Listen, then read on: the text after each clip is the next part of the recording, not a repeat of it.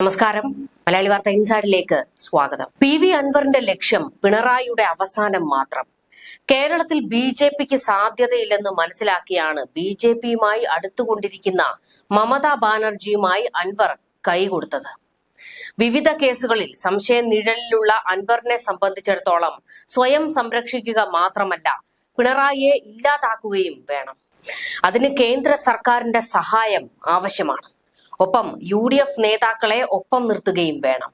പിണറായിയെ ഇല്ലാതാക്കാൻ ഏത് ചെകുത്താനുമായി കൈകോർക്കാനാണ് അൻവർ താല്പര്യപ്പെടുന്നത്? പിണറായിയെ നശിപ്പിക്കാനുള്ള തന്റെ ശ്രമങ്ങൾക്ക് പിന്തുണ വേണമെന്ന് അൻവർ മമതാ ബാനർജിയെ അറിയിച്ചു കഴിഞ്ഞുവെന്നാണ് വിവരങ്ങൾ.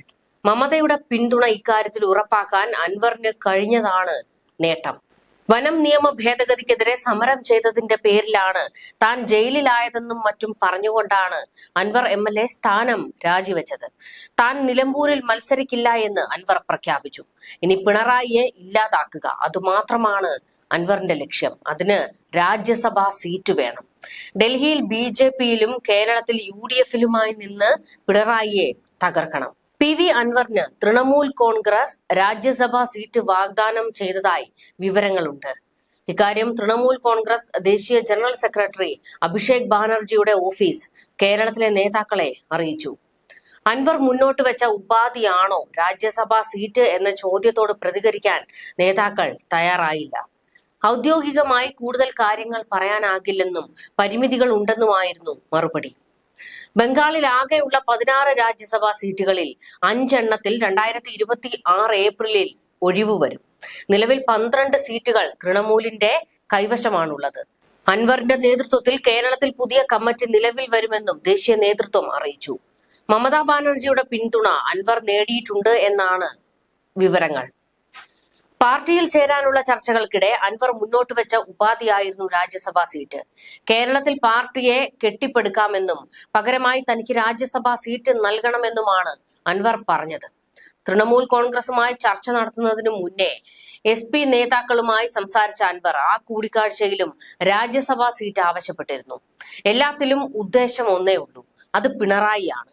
MLA സ്ഥാനം രാജിവെച്ച് അൻവറിനോട് ഒറ്റയ്ക്ക് മത്സരിക്കാനാണ് തൃണമൂൽ ആവശ്യപ്പെട്ടിരിക്കുന്നത്. എന്നാൽ അൻവർ അത് തള്ളി. തോറ്റാൽ കൈവിടില്ലെന്നും ഉറപ്പു നൽകി. വിജയിച്ചാൽ തൃണമൂൽ MLA ആയി നിയമസഭയിൽ തുടരാം, അല്ലെങ്കിൽ രാജ്യസഭയിലേക്ക് വിടാമെന്നാണ് അൻവറിന്റെ ഉപാധിയോടുള്ള നിലപാട്.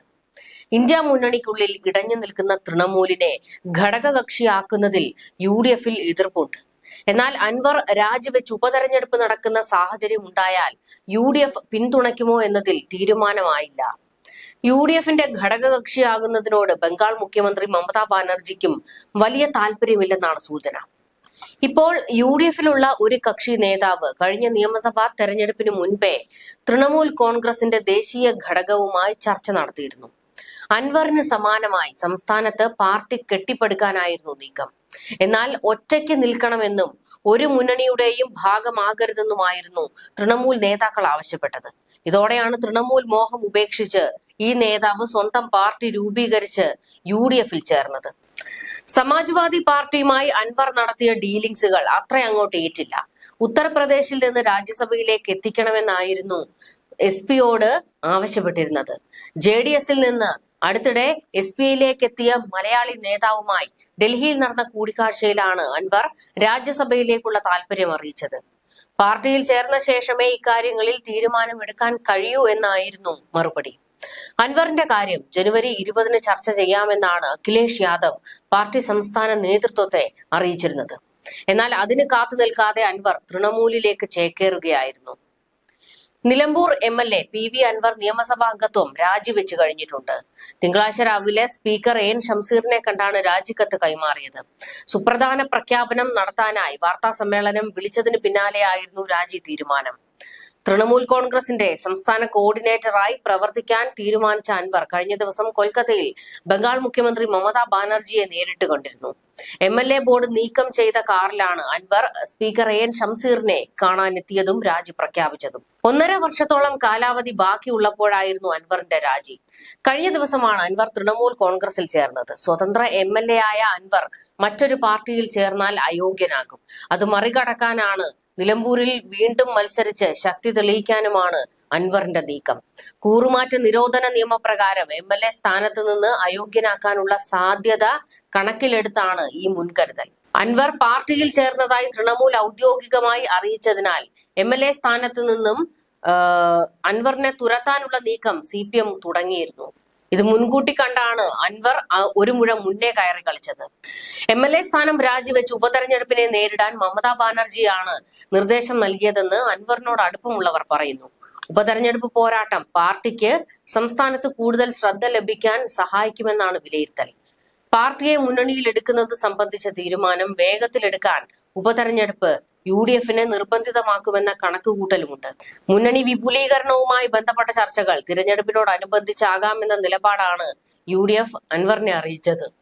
നിലമ്പൂരിൽ ഉപതെരഞ്ഞെടുപ്പ് വരികയും അൻവർ തന്നെ മത്സരിക്കുകയും ചെയ്താൽ UDF-ന് രണ്ടിലൊന്ന് തീരുമാനിക്കേണ്ടി വരും. DMK-യിൽ തന്നെ ഉൾപ്പെടുത്താനുള്ള നീക്കം തടഞ്ഞത് പിണറായി വിജയനാണെന്ന് അൻവർ ആരോപിച്ചിരുന്നു. പിണറായിയെ ഇല്ലാതാക്കാനുള്ള അൻവറിന്റെ നീക്കത്തിന് പിന്നിൽ CPM-ലെ കണ്ണൂരിലെ ചില പ്രമുഖ നേതാക്കളുടെ പിന്തുണയുമുണ്ട്. പിണറായി സത്തെ ഇല്ലാതാക്കാനുള്ള നീക്കം മാത്രമാണ് തന്റെ അജണ്ടയെന്ന് അൻവർ ആവർത്തിക്കുന്നു.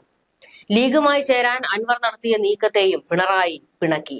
എന്നിട്ടും ലീഗിനെ തള്ളിപ്പറയാൻ അൻവർ തയ്യാറായില്ല. വനനിയമ ഭേദഗതി മലയോര കർഷകർക്കുള്ള ആത്മഹത്യാ കുരുക്കാണ്.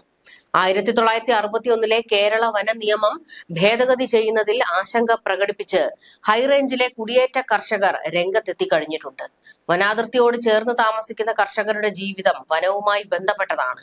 വനത്തിൽ പ്രവേശിക്കുന്നതിനും വനവിഭവങ്ങൾ ശേഖരിക്കുന്നതിനും കടുത്ത ശിക്ഷയാണ് ഭേദഗതി ചെയ്ത വനനിയമത്തിൽ നിർദ്ദേശിക്കുന്നത്. ഈ നിയമം പ്രാബല്യത്തിൽ വരുന്നതോടെ തങ്ങളുടെ ജീവിതം കൂടുതൽ സങ്കീർണമാകുമോ എന്ന ആശങ്കയാണ് കർഷകർ പങ്കുവയ്ക്കുന്നത്. കർഷകർക്ക് വേണ്ടി സംസാരിച്ച് രംഗത്ത് വന്നു എന്നുള്ള ഒരു പ്രതിച്ഛായയാണ് അൻവർ ഉണ്ടാക്കിയെടുക്കുന്നത്. കർഷകരുടെ പിന്തുണ നേടിയെടുക്കുന്നതിൽ അൻവർ ഒരു പരിധിവരെ വിജയിച്ചിട്ടുമുണ്ട്. ഇടുക്കിയിലെ 70% കുടിയേറ്റ കർഷകരും വനാതിർത്തിയിൽ താമസിക്കുന്നവരാണ്. പലർക്കും സ്ഥലത്തിന് പട്ടയമില്ല. ആകെയുള്ളത് കൈവശ രേഖയാണ്. വനാതിർത്തിയിൽ നിന്നും ചെറിയ വിറക് കഷ്ണങ്ങൾ ശേഖരിച്ചാണ് കുടിയേറ്റ കാലം മുതൽ ഇവർ അടുപ്പ് കത്തിച്ചിരുന്നത്. വനാതിർത്തിയിലെ പുഴകളിൽ നിന്ന് മീൻ പിടിക്കുന്നതും വളർത്തുമൃഗങ്ങളെ മേയ്ക്കുന്നതും തോട്ടിൽ കുളിക്കുന്നതും മറ്റാവശ്യങ്ങൾക്കായി വനമേഖലയിലൂടെ സഞ്ചരിക്കുന്നതും ഇവരുടെ ജീവിത രീതിയുടെ ഭാഗമാണ്. എന്നാൽ പുതിയ നിയമം വരുന്നതോടെ ഇതെല്ലാം വലിയ കുറ്റകൃത്യങ്ങളായി മാറും. ശിക്ഷയായി തടവ് അനുഭവിക്കുകയോ വൻ പിഴ അടയ്ക്കുകയോ ചെയ്യേണ്ടതായും വരുമെന്ന് കർഷകർ ചൂണ്ടിക്കാട്ടുന്നു. വനനിയമത്തിന്റെ സെക്ഷൻ 27, 62 വകുപ്പുകൾ പ്രകാരം വനത്തിനുള്ളിൽ പ്രവേശിക്കുകയോ വിറക് ശേഖരിക്കുകയോ ചെയ്താൽ 1000 രൂപ വരെ ആയിരുന്നു വനം വകുപ്പിന് ചുമത്താവുന്ന പിഴ. ഇത്തരം കാര്യങ്ങളിൽ വനം വകുപ്പ് പലപ്പോഴും പിഴ ചുമത്തിയിരുന്നില്ല. പുതിയ നിയമം വരുന്നതോടെ പിഴ 25,000 രൂപയായി ഉയരും. വനത്തിലൂടെ സഞ്ചരിക്കുന്നതും വനാതിർത്തികളിലൂടെ ഒഴുകുന്ന പുഴയുടെ ഭാഗങ്ങൾ ഉപയോഗിക്കുന്നതും മീൻ പിടിക്കുന്നതും വളർത്തുമൃഗങ്ങളെ മേയ്ക്കുന്നതും വലിയ പിഴ ചുമത്താവുന്ന കുറ്റകൃത്യങ്ങളായി മാറും. വനത്തിനുള്ളിൽ അനുമതിയില്ലാതെ പ്രവേശിച്ചാൽ വാറന്റ് ഇല്ലാതെ അറസ്റ്റ് ചെയ്യാനുള്ള അധികാരവും പുതിയ നിയമം വനം വകുപ്പിന് നൽകുന്നു. ബീറ്റ് ഫോറസ്റ്റ് ഓഫീസറുടെ റാങ്കിൽ കുറയാത്ത ഏതെങ്കിലും ഫോറസ്റ്റ് ഓഫീസർക്ക് മജിസ്ട്രേറ്റിന്റെ ഉത്തരവില്ലാതെ സംശയത്തിന്റെ അടിസ്ഥാനത്തിൽ വനത്തിൽ നിന്ന് ആരെയും അറസ്റ്റ് ചെയ്ത് തടങ്കലിൽ വെക്കാം. വനം വകുപ്പ് വാച്ചർമാർക്ക് വരെ അറസ്റ്റിന് അനുമതി നൽകുന്ന വ്യവസ്ഥകളുമുണ്ട്. വനനിയമ ഭേദഗതി ഉത്തരവ് മരവിപ്പിക്കണമെന്ന് CPM-ഉം കോൺഗ്രസും ആവശ്യപ്പെട്ടിരുന്നു. ഇത്തരത്തിൽ വലിയൊരു പ്രതിസന്ധി നിൽക്കുമ്പോഴാണ് കർഷകർക്ക് വേണ്ടി സംസാരിച്ചുകൊണ്ട് അൻവർ രംഗത്തേക്ക് വരുന്നത്. പൂർണ്ണമായും കർഷകരുടെ ഒരു പിന്തുണ നേടിയെടുക്കുന്നതിന് വേണ്ടിയായിരുന്നു അൻവർ ഈ കളി കളിച്ചത്. ഇതിനിടയിൽ പിണറായി കിട്ടുന്ന ഒന്നാന്തരം കൊട്ടുകൂടി കൊടുക്കാൻ അൻവർ പല വഴി നോക്കുന്നുണ്ട്. ലാവ്ലിൻ കേസിൽ ഉൾപ്പെടെ നിയമ പോരാട്ടം തുടങ്ങാനാണ് അൻവറിന്റെ തീരുമാനം. പാർട്ടിയെ ഒറ്റുകൊടുത്തവനാണ് പിണറായി എന്ന് അൻവർ ഉറക്കെ വിളിച്ചു പറയും.